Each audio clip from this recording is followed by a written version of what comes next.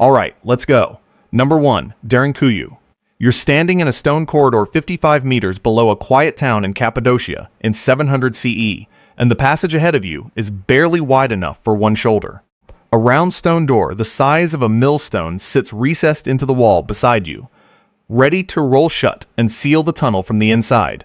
Somewhere above, in the world you left behind, Arab raiding parties are moving through the valley. Down here, none of that matters. There is a winery 2 levels up. There is a stable for livestock 1 level down. There is a barrel-vaulted room believed to have functioned as a religious school, with a chapel carved into the deepest accessible floor. This is not a hiding hole. This is a functioning city, engineered to keep thousands of people fed, watered, and breathing for months without ever seeing the sun. Derinkuyu extends to an estimated depth of 85 meters across as many as 18 levels, though only 8 are considered safe enough for modern access. It could shelter as many as 20,000 people together with their livestock and food stores. Ventilation shafts, some of them more than 55 meters deep, pump fresh air to every inhabited level without a single mechanical pump, using pressure differences the builders understood well enough to exploit, but never wrote down. The city was rediscovered entirely by accident in 1963, when a resident knocked down a wall during a home renovation and found his chickens disappearing into a crevice that led, eventually, into an underground metropolis. To this day, less than half of the known excavated space has been cleared for study. Every corridor was cut narrow enough that only one person could pass through at a time, forcing any attacker who made it past the first stone door to fight single file, in the dark, against defenders who knew the layout by memory. The stone doors themselves, some of them weighing 200 to 500 kilograms, could only be rolled shut and braced from the inside, which meant that once a family sealed a section behind them, nothing short of demolition could open it again without their cooperation. Whoever engineered this understood siege warfare, as well as they understood stonework. The conventional explanation is straightforward and has real evidence behind it. A soft volcanic rock landscape, centuries of raids from Arab armies during the Byzantine period, and a Christian population with every incentive to disappear underground on short notice. That explanation accounts for the defensive doors, the narrow choke points, the concealed ventilation shafts positioned to vent smoke without giving away a surface location. What it does not fully explain is the disagreement over who started digging in the first place. Some researchers trace the earliest levels to the Phrygians around the 8th or 7th century BCE. Others push the origin back to the Hittites, 1,000 years earlier still. Nobody has been able to settle it, because the soft, tough rock that made Derinkuyu possible to carve also makes it almost impossible to date using the normal method of reading sediment layers. If you're the kind of person who wants the full picture and not just the postcard version of history, subscribe now, because there are 9 more of these waiting, and every one of them gets stranger than the last. Here is the detail that makes simple abandonment hard to accept. None of Derinkuyu's floors have ever collapsed. Not one. Across levels that may be nearly 3,000 years old, cut by hand into stone with nothing but iron tools and an intuitive grasp of load-bearing geometry, good enough that modern engineers still study it. A city built to be walked away from does not need pillars, engineered to outlast the civilization that carved them. Why would a population spend the labor to perfect a structural system meant to endure for millennia in a shelter they were only supposed to need for a few dangerous seasons at a time? And why, when the last Christian residents of Cappadocia finally left the region for good during the population exchanges of the 1920s, did the tunnels they'd used as their final and safest refuge simply vanish from common memory within 2 generations, rediscovered only by accident, by a man who didn't know what his own basement was sitting on top of? Number 2. Kaymaklı. You're standing in a low, wide gallery, 4 levels beneath the surface, not far from Derinkuyu, in the same century and under the same threat. But something about this place feels different. Where Derinkuyu drives straight down, Kaymaklı spreads sideways, a horizontal maze rather than a vertical shaft, its rooms clustered tightly around ventilation chimneys, instead of stacked along a single deep spine. Somewhere beneath your feet, archaeologists have documented a tunnel nearly 8 kilometers long, is believed to connect this city to Derinkuyu itself, a subterranean corridor linking two independently engineered survival systems into a single network. Kaymaklı's 4 accessible levels hold wineries with their fermentation channels still visible in the stone, stables with feeding troughs cut directly into the walls, and storage rooms deep enough to keep grain cool and pest-free for the length of a siege. Like its neighbor, it was carved by populations sheltering from centuries of instability, expanded most heavily during the Byzantine period by Christian communities avoiding Arab incursions, and later, avoiding notice altogether. The stone doors here are smaller than Derinkuyu's, more numerous, positioned so that a single family group could seal itself off from a compromised section without abandoning the entire complex. The ventilation strategy is different too. Rather than a small number of very deep shafts, Kaymaklı relies on dozens of shorter chimneys threaded through a wider, shallower footprint, each one doubling as a structural anchor for the rooms clustered around it. Lighting a fire on the surface directly above one of these shafts, even now, will send smoke curling up through a vent hundreds of meters away, a design quirk that would have made it almost impossible for anyone above ground to trace a fire back to its actual source below. The standard account treats Kaymaklı as simply a smaller, sister settlement to Derinkuyu, built on the same logic with the same materials by the same threatened population. That much holds up. What it glosses over is the choice to build horizontally rather than deeper. Going down is safer. Going down puts more stone between you and an army with picks and torches. Kaymaklı's builders chose the opposite, spreading their city sideways through softer rock that required different structural bracing at nearly every junction, a harder engineering problem for a shorter-term payoff in depth. Why solve a more difficult building problem to gain a defensive advantage the deeper city next door had already solved more simply? What was here, in this particular stretch of ground, that made horizontal expansion worth the extra labor? And if the long connecting tunnel to Derinkuyu is real, why build 2 independently defensible cities and then run a single corridor between them, a corridor that, if ever breached from one end, could compromise both? Number 3. Özkonak. You're standing at the base of the entrance shaft, and someone has just pointed out the row of narrow holes cut into the ceiling directly above the main passage. Your guide explains, almost casually, that these were for pouring boiling oil onto anyone who made it this far. Özkonak was discovered in 1972, not by an archaeologist, but by a farmer named Latif Akar, who noticed that the water he used to irrigate his fields kept disappearing into the ground. Following the drainage led him to a hole, and the hole led to a city of 10 descending levels, reaching roughly 40 meters down, built to hold tens of thousands of people for months at a time. Özkonak shares the basic Cappadocian toolkit, rolling stone doors that only open from the inside, storage chambers, a winery, a water well, but it has 2 features that set it apart from every other underground city in the region. The first is the oil holes themselves, an aggressive defensive design that assumes attackers will eventually breach the outer levels and needs a way to punish them for it. The second is a network of narrow vertical shafts that let occupants on one level communicate directly with the level above or below, simply by speaking into the stone, a rudimentary intercom system found nowhere else in Cappadocia's dozens of known underground settlements. Small ambush pockets are cut into several of the tightest corridors as well. Spaces just large enough for one defender to wait in the dark beside the main passage. Combined with the oil holes and the stone doors, the layout reads less like a hiding place and more like a killing floor.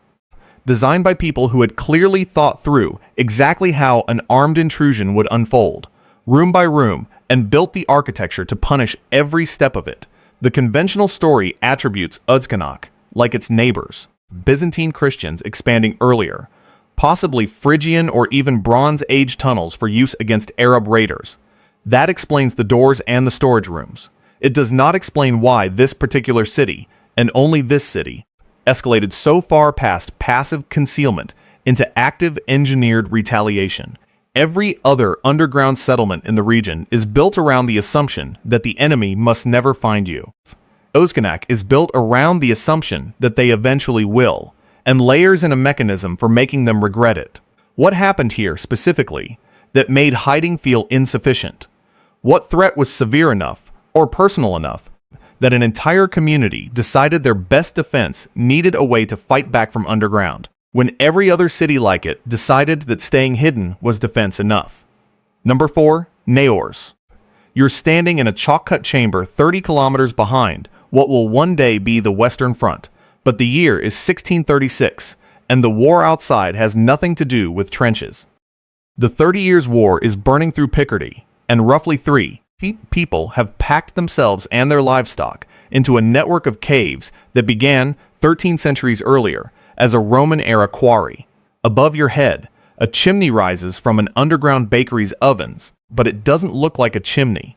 It has been routed and disguised to vent through the flue of an ordinary farmhouse on the surface, indistinguishable to anyone passing by from the household hearth of a family that, as far as the outside world can tell, has nothing to hide. Naours grew across more than 3 kilometers of galleries and 300 rooms, complete with 3 chapels, 6 disguised chimneys, and public squares carved into the rock.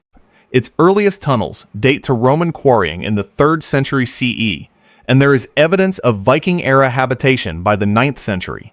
But its peak came during the religious and dynastic wars of the 16th and 17th centuries, when local families claimed individual chambers and carved their names into the walls to mark them. When Europe finally stabilized, the caves were abandoned. The entrance collapsed sometime in the early 1800s, and the entire complex was forgotten until a local priest, Abbot Ernest Danicourt, rediscovered it in December of 1887. The claiming of chambers wasn't casual. Families cut their surnames directly into the chalk beside the entrance to rooms they considered theirs, a form of underground property law enforced entirely by custom, with no crown or church ever formally recording who owned what beneath the ground. Livestock pens sat close enough to the living quarters that entire households, animals included, could survive for weeks without a single trip back to the surface, which mattered enormously when the surface was where the soldiers were. What happened next is the part that does not fit the pattern of any other site on this list. During the First World War, with the front line just a few dozen kilometers away, Naours became a tourist attraction for off-duty Allied soldiers. Thousands of them descended into a centuries-old refuge built for people fleeing armies, and carved their own names into the same walls, layering 20th century graffiti directly on top of 17th century family claims. Archaeologists working the site in 2014 uncovered close to 3,000 individual inscriptions from that period alone, the largest concentration of First World War graffiti anywhere on the Western Front, sitting in a place that had spent 3 centuries being deliberately hidden from exactly this kind of foot traffic. Why would a shelter engineered around concealment, down to disguising its own chimney smoke as a farmhouse hearth, become a sightseeing destination for thousands of soldiers within a single generation of being rediscovered? What does it mean that the same tunnels the Germans would later use as a radio command post in the Second World War had, only decades earlier, been a place families hid specifically to avoid being found by anyone in uniform at all? Number 5. Vardzia. You're standing on a scaffold narrow ledge inside a cliff face above the Mtogvari River in 1195 CE, and the mountain around you has been hollowed into 13 levels, holding an estimated 6,000 rooms. Queen Tamar of Georgia, ruling one of the most powerful kingdoms in the Caucasus, ordered this complex expanded specifically to shelter her people from the threat of Mongol incursion. And from where you're standing, the entrance you climb through to get here is invisible from the valley floor. Wine-sun cellars line the lower levels, their Kavavri storage vessels still sunk into the stone floor. A throne room, a reception hall, and a working bakery sit carved into rock that, from outside, looks like nothing more than an ordinary cliff. Construction began under Tamar's father, King Georgi III, in the 1180s, and Tamar transformed it after her decisive victory over the Seljuk Turks at the Battle of Bazian, turning a fortress into a self-sufficient monastic city that, at its peak, housed around 2,000 monks and tens of thousands of residents behind fertile, irrigated terraces. Because the entrance was concealed and the position nearly impregnable, Vardzia survived the Mongol invasions of the 1290s that devastated the rest of the Georgian kingdom almost entirely untouched. The concealment worked exactly as designed for roughly a century. An escape tunnel runs from the deepest chamber all the way down to the riverbank, a route small enough to move single file and dark enough that anyone unfamiliar with its turns would be as good as lost. It exists purely as a last resort, a route out of the mountain that assumes every other layer of defense has already failed, which tells you something about how seriously Tamer's engineers took the possibility of the worst case actually arriving. Then, in 1283, an earthquake did what the Mongols could not. It collapsed more than 2/3 of the cliff face, tearing away the outer wall that had hidden the complex for 100 years and exposing room after room to open air for the first time since it was carved. The very feature that made Vardzia survivable, its invisibility, was undone not by an army, but by the ground itself, in a matter of hours. Georgian monarchs poured resources into restoring what they could, but the fortress was never fully sealed again, and it fell for good to Safavid Persian forces in 1551, after which it was finally abandoned. What does it mean that a defensive system engineered to withstand deliberate human assault had no answer at all for the one force that had nothing to do with strategy or intent? And why, knowing the mountain had already failed once, did the Georgian court choose to keep restoring the site rather than starting over somewhere the ground itself hadn't already proven it could betray them?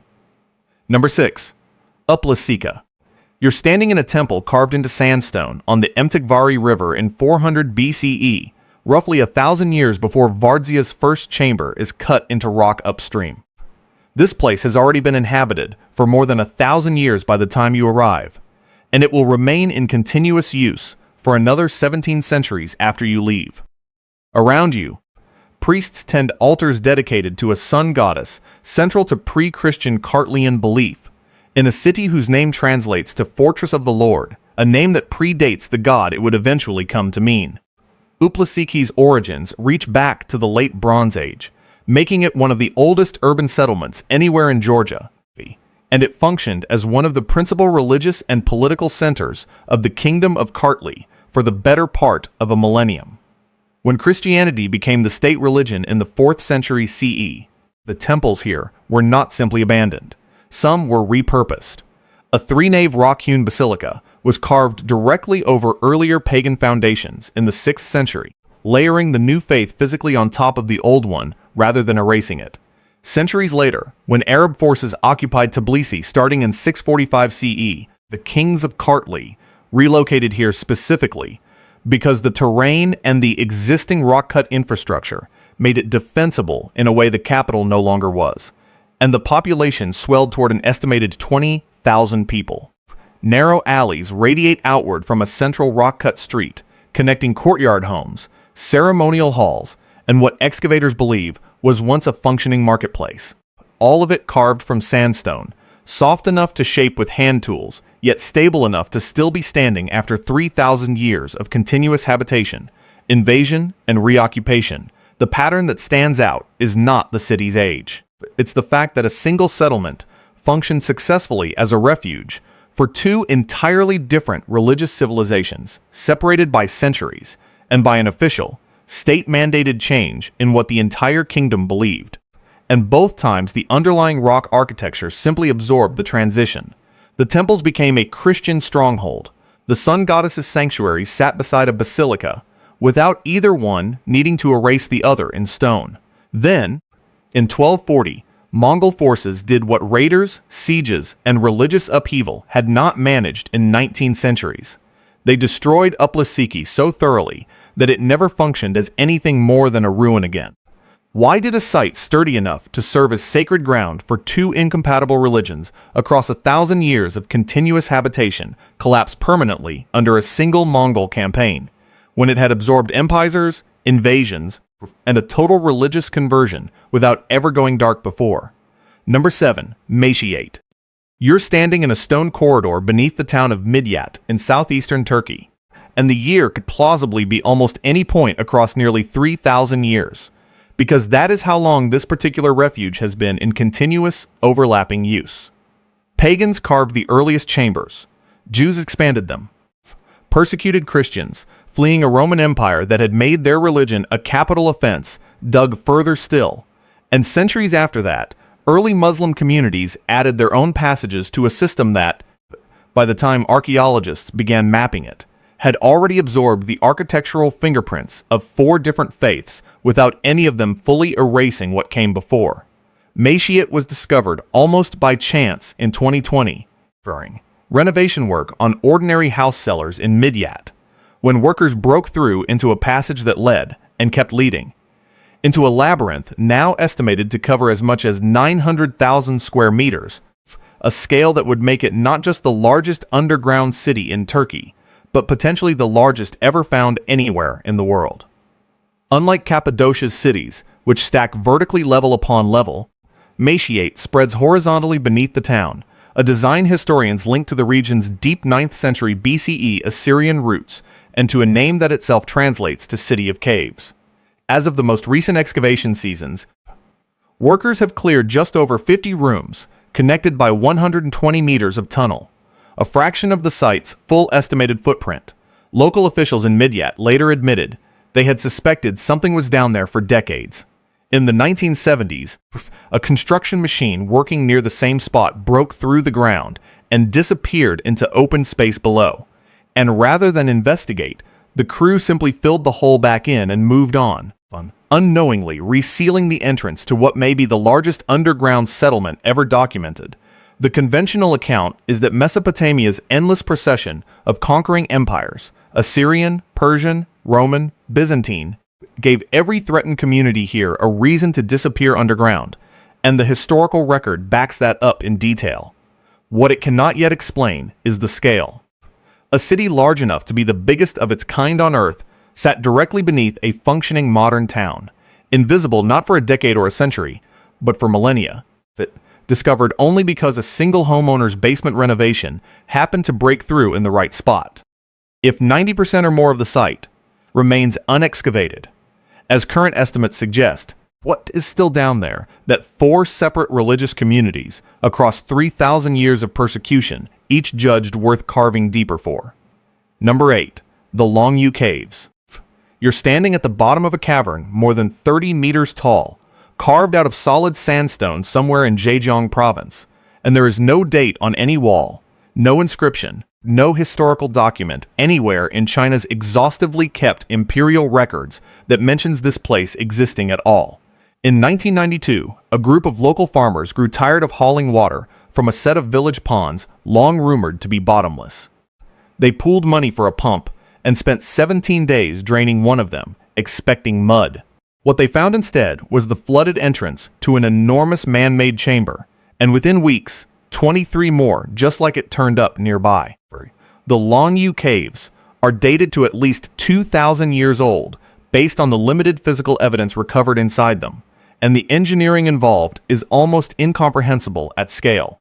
Researchers estimate that excavating the full complex required removing close to 1 million cubic meters of stone, nearly 4.6 million tons, which would have taken a workforce of 1,000 laborers working continuously for roughly 6 years.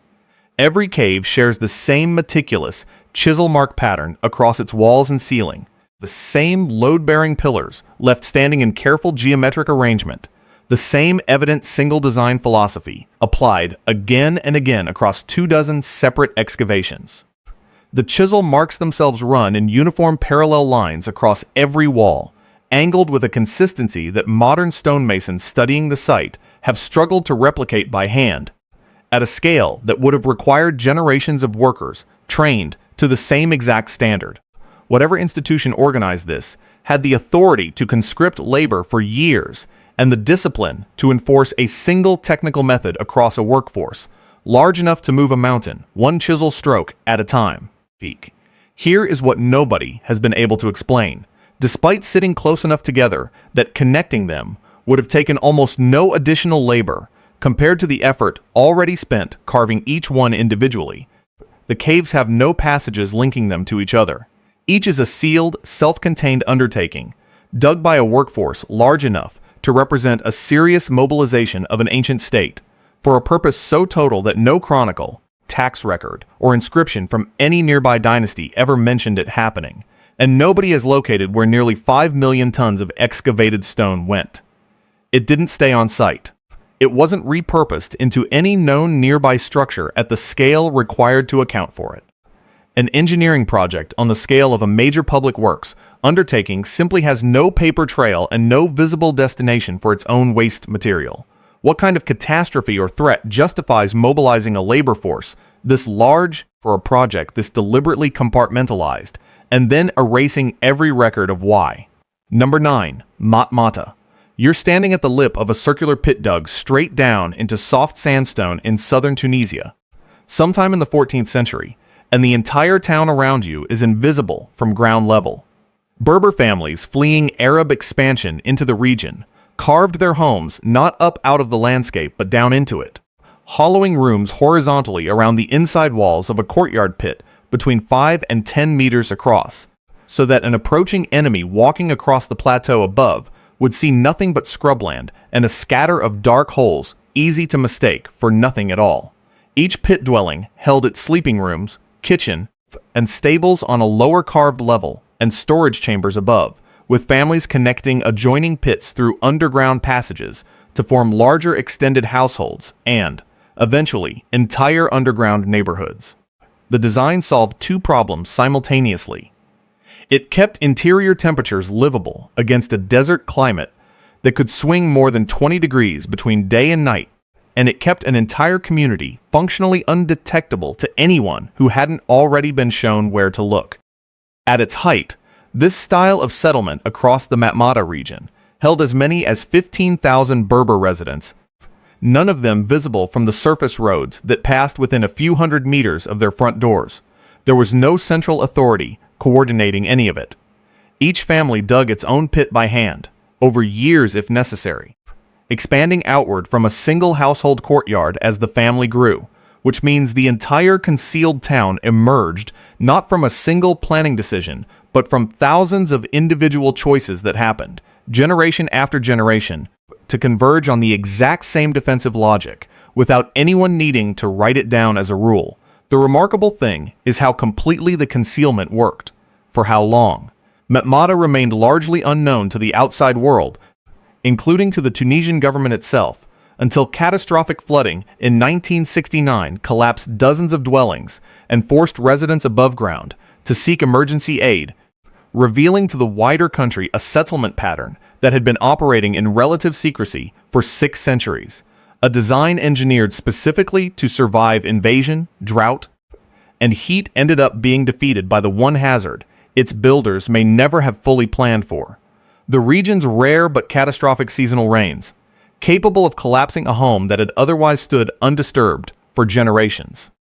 Decades later, in a coincidence no one designing these pits could have anticipated, one of these same dwellings would be filmed as the home of a boy escaping his own planet in a science fiction saga about civilizations destroyed and rebuilt, a fictional end-of-the-world story shot inside architecture, built by people who had engineered a real one.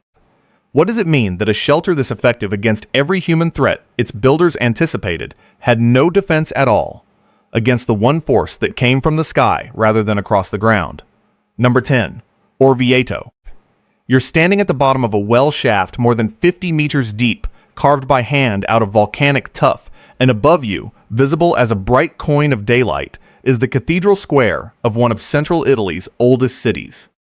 The Etruscans who first settled this plateau around the 9th century BCE chose the site for its natural defenses, a sheer walled outcrop nearly impossible to approach from most directions. But that same isolation created an obvious weakness: no water. Their solution was to dig straight down through solid rock until they hit it, engineering a network of wells and cisterns capable of sustaining the city through a siege that no attacking army above could interrupt. That system was tested directly in 264 BCE, when Roman forces surrounded the Etruscan city on this plateau, traditionally identified as Velsna. The underground water network let the defenders hold out for 2 full years before the city finally fell, a siege whose length is difficult to explain without a self-sufficient water supply that couldn't be cut off from above.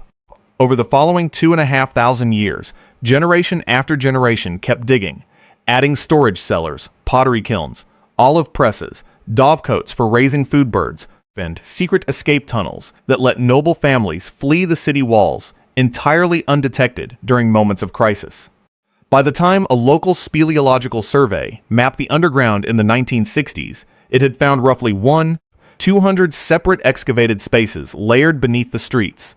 A second city stacked directly under the first, with almost no formal plan connecting any of it. The clearest proof of what this network was actually for came in 1527, when Pope Clement VII fled Rome in disguise after the catastrophic sack of Rome and chose Orvieto specifically as his refuge, commissioning a new well, more than 50 meters deep with 2 spiral ramps engineered so that mules carrying water could descend and ascend without ever crossing paths, built explicitly to guarantee the city could survive a siege the way it had against Rome 18 centuries earlier.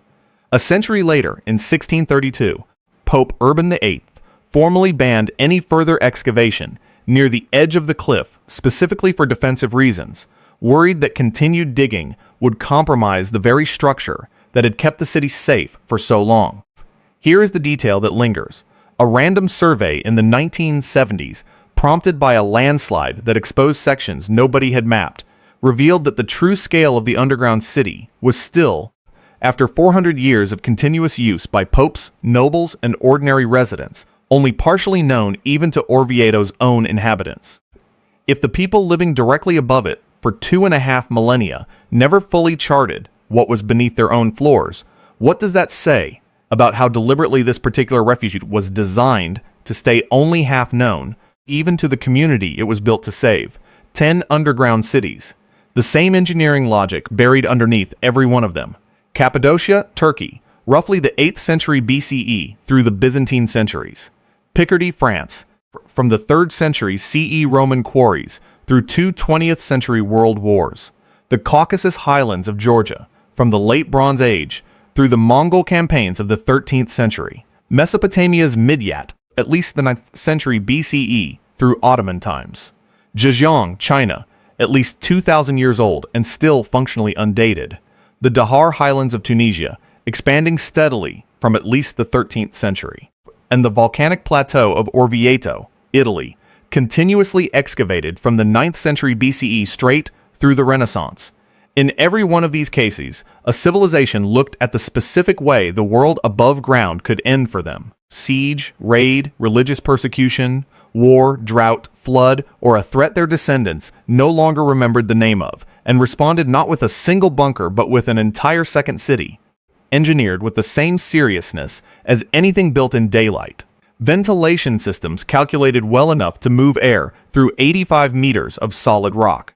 Concealment engineering precise enough to disguise a bakery's smoke as an ordinary household hearth. Structural pillars carved with enough foresight that, nearly 3,000 years later, not one of them has failed. These were not panic rooms scratched out in an emergency. They were infrastructure, planned and maintained across generations by people who assumed, correctly, that the end of their particular world was not a single event, but something that would come around again. And in nearly every case, the thing that eventually got through wasn't the threat the builders had spent centuries preparing for. It was an earthquake tearing the hidden face off a mountain in Georgia. It was a flood exposing 6 centuries of Berber concealment in a single rainy season. It was a labor force and a purpose so total at Longyou that no dynasty ever bothered or dared to write it down, and no one has ever found where the missing stone went. Across 10 sites and 3 continents, the pattern holds.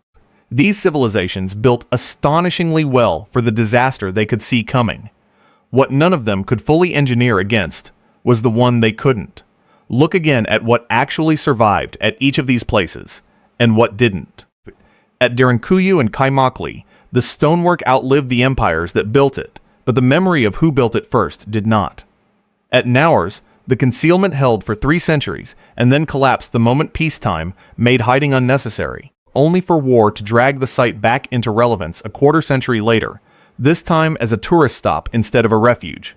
At Vardzia and Uplistsikhe, the very rock that sheltered 2 different faiths across 1,000 years each proved powerless against a single afternoon of geology, or a single Mongol campaign.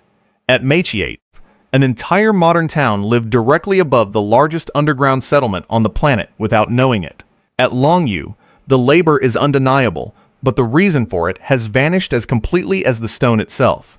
At Matmata, engineering aimed entirely at human threats had nothing left over for the sky, and at Orvieto, a refuge maintained continuously by popes and commoners alike for 2,500 years, was still only half mapped by the very people who depended on it. None of these were monuments built to be admired. They were built to be used, urgently, by people who expected to need them again, and mostly they were right. What none of their builders could have known is which specific version of the ending would eventually catch up with them, and that gap between what they engineered for and what actually came is the through line connecting every one of these 10 cities across 3,000 years and 3 continents. If you made it this far, you already know you're not the kind of person who's satisfied with the version of history that fits on a plaque. Subscribe for the next deep dive, and tell us in the comments which of these 10 underground cities you think you could have actually survived in.